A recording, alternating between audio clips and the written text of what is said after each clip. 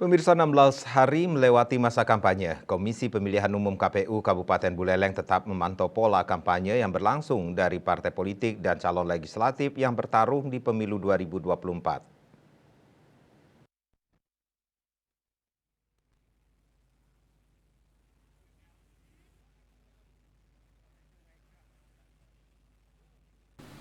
Sejak dimulainya masa kampanye, Bawaslu mengumpulkan jajaran pengawas hingga tingkat desa untuk selalu siap siaga mengawal tahapan kampanye di Kabupaten Buleleng. Sampai saat ini, pola-pola yang dilakukan para peserta pemilu adalah memasang alat peraga kampanye sesuai dengan surat keputusan nomor 663 tentang lokasi pemasangan alat peraga kampanye.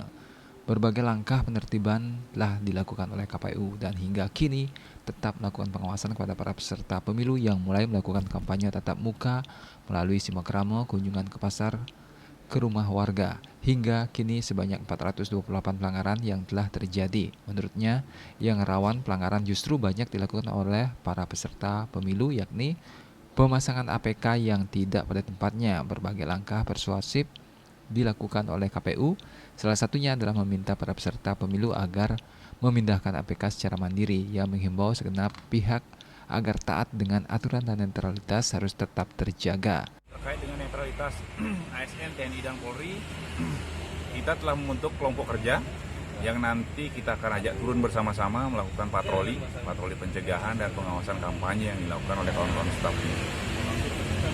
Kemudian kawan-kawan pengawas pemilu juga kami sudah instruksikan untuk tetap melakukan upaya pencegahan, netralitas berbekel, kemudian aparat desa, BPD untuk nanti tidak terlibat dalam kegiatan-kegiatan. Ia menegaskan beberapa waktu ke depan masa kampanye bagi para kader atau simpatisan partai agar tetap mempertimbangkan etika, estetika, dan kebersihan kawasan setempat sesuai dengan ketentuan perundang-undangan dan kearifan lokal setempat. Yasri Yuli, Bali TV.